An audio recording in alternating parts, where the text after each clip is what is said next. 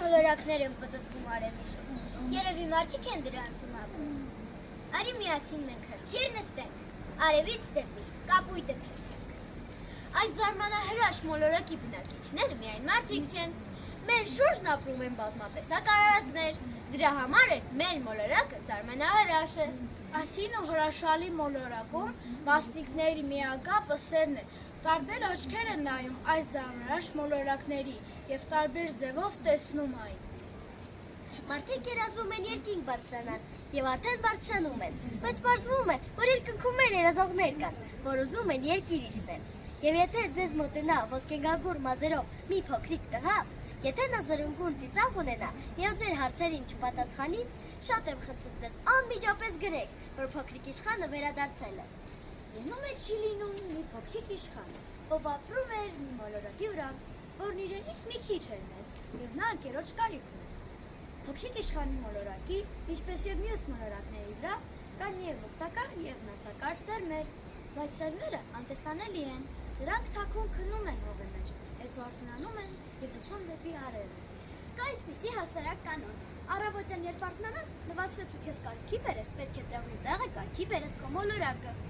Առաջին աստղակերպի վրա բնակվում էր մի թագավոր։ Նա բազմել էր հասարակ, բայց փառահեղ գահին։ Նա հպարտ էր, որ ինչ-որ մեկի թագավորն էր։ Թագավորի առաջին սկզբունքն այն էր, որ իր թագավորությունը հարգվի։ Նա չէր հանդուրժում որևէ անհնազանդություն։ Նա բացառիկ միապետ էր, բայց քանի որ թագավորը շատ բարի էր, ողջամիտ հրամաններ էր տալիս։ Այ, ահա և նպատակ, մոտ եկ, որ քեզ ավելի լավ տեսնեմ։ Նա ինձ երբեք չի տեսել, ինչպես կարող է ճանաչել։ Ձեր մեծություն, ինչին եք դուք թագավորում։ Ամեն ինչին։ Ամեն ինչին։ Այս ամենին։ Այս ամենին։ Իհարկե, ես անհնազանդություն չեմ սիրում։ Եվ աստղերը ձեզ ենթարկվում են։ Իհարկե, յուրաքանչյուրից պետք է պանջել այն, ինչ նա կարող է։ Իշխանությունը նախ և առաջ պետք է խելամիտ լինի։ Ես այլևս ոչինչ չունեմ այստեղ անելու։ Ես պետք է հեռանամ, մեծ աղսկները շատ կարող են լինել։